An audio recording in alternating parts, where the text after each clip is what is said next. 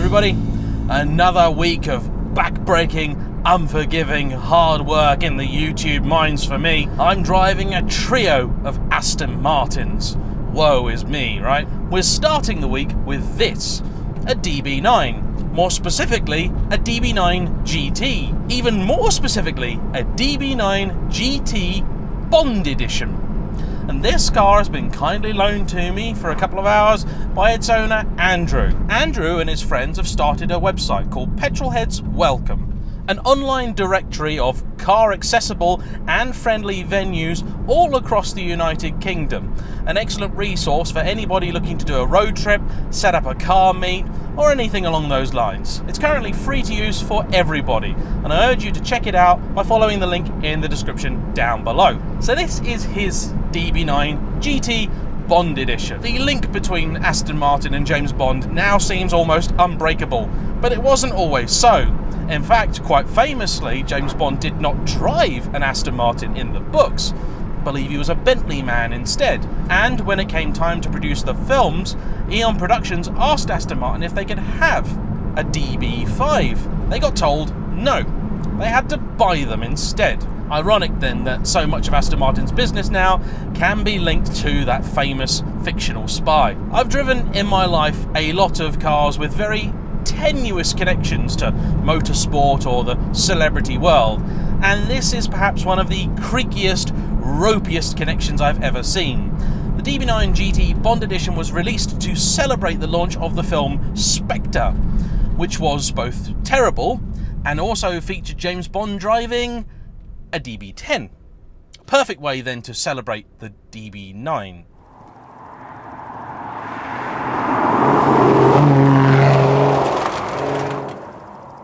So what did your £165,000 way back when get you? Different looks? Sort of. All of them were specified in this special colour called Spectre Silver. Quite a nice shade actually, coming from someone that doesn't like silver cars. Got a bit of a flake to it, and it does suit the shape of the car well. The later DB9s, I think, look really, really sexy and far more appealing in my eye than the early cars, which I don't think have aged all that well. They picked up some aggressiveness when the Virage was launched and then quietly dropped, and in many ways you could see this as an adoption of that sort of styling. Not as crazy and loopy as the late Vanquish, but it's got a real presence. So the Bond Edition got you the exterior colour. It also got you this very nice interior trim with leather everywhere, including the headlining, which is spectacular. And the style of this leather, for some reason, is reminding me very much of the E39 BMW M5 that I drove, which had what they call the heritage leather in it. It's that same kind of style.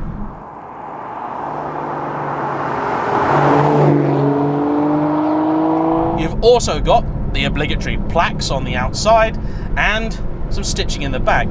You could also get a case with a special Omega Seamaster watch in it.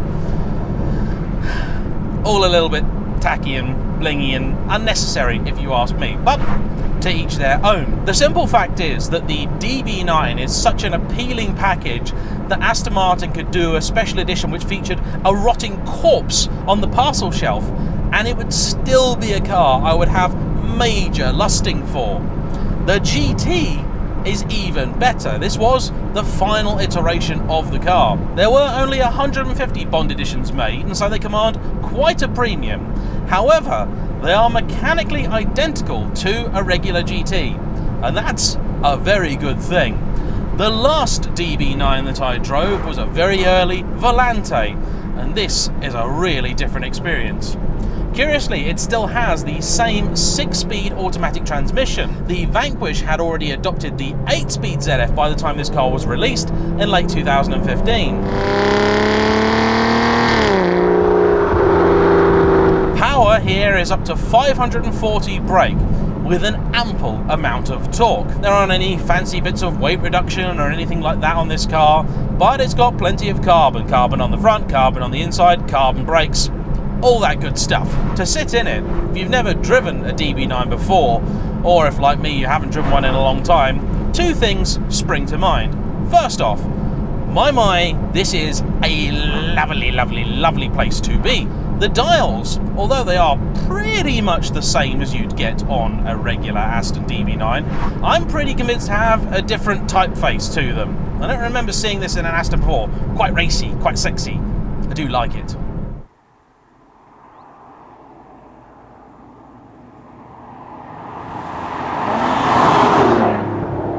The lashings of leather give it the feeling of a real proper old school Aston, as does the noise. Remember when cars sounded great?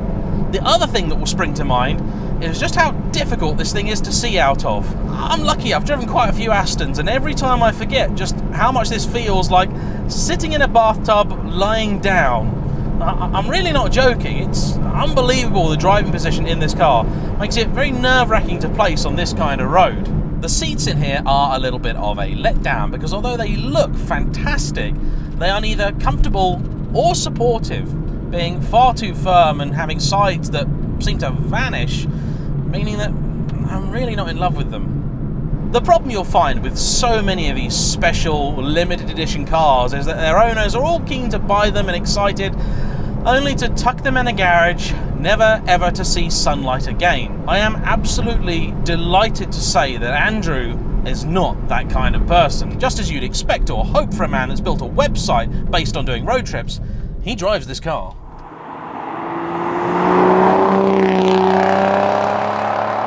It only had 900 miles on it when he picked it up, and now is proudly wearing over 15,000. Well done, mate. That's how you do it. Aston Martin buffs will also notice the fact that this car has the latest or last version of the center console, as you'd have seen on the very late Vanquiches, the Vanquish, and so on. It's very nice, and it also includes updated and better graphics for the screen up here, which look actually somewhat modern. In all GTs, you also got the 1000-watt Bang & Olufsen stereo, which I've tried, and is very good. Most impressively, the last Aston I drove having been the new DBS, this rides like an Aston should.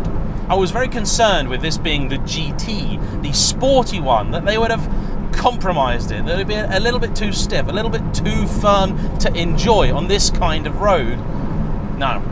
They got it absolutely spot on. Now the steering isn't perhaps quite as full of texture as some other Astons that I've driven, but by any modern standards, particularly modern electric steering standards, it's really superb. Got a lovely weighting to it, and the car does precisely what you tell it to. Just as well, there's a lot of car out there.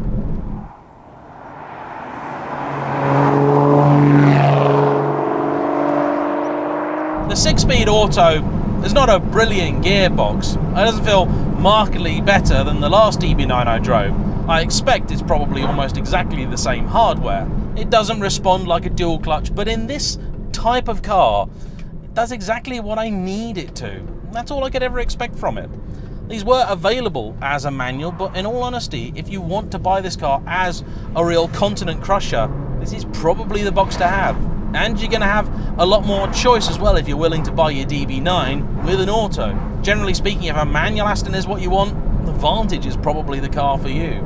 Of course, it doesn't have the unbelievable savagery of the new DBS, that car having 2 turbos to help shove it down the road.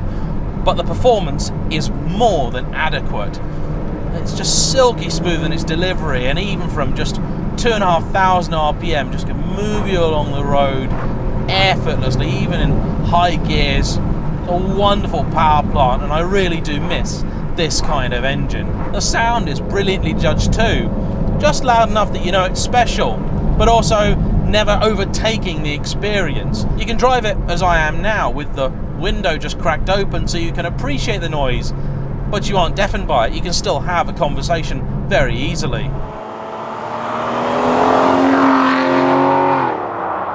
Handling wise, this car has limits which are far beyond what you should ever really need to worry about when you're driving on the road, even briskly. In truth, it's the difficulty of placing this car that is the thing that's going to slow you down the most, especially on unfamiliar roads, and if you don't know the car very well, like I don't. That engine is an absolute peach. The feel of the ceramic brakes is far superior to that of the later DBS. This really is the most wonderful cocoon imaginable, and it's a very unfortunate reminder, dodgy stitching aside, of how right Aston Martin were able to get a car. This, I think, feels like a far more coordinated, cohesive place to be than the new DBS does. And these were half the money. Crazy.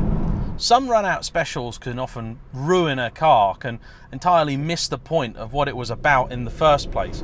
But with the DB9 GT, I don't feel like that at all.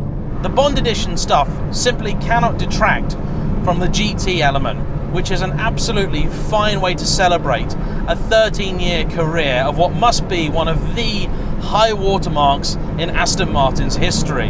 The early DB9 is a good car, a very good car.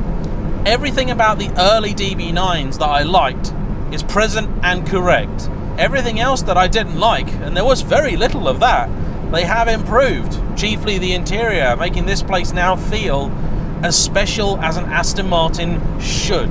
If you're thinking about buying a Vanquish, do yourself a favour. Try a DB9 GT first. You may be very pleasantly surprised. I know I am.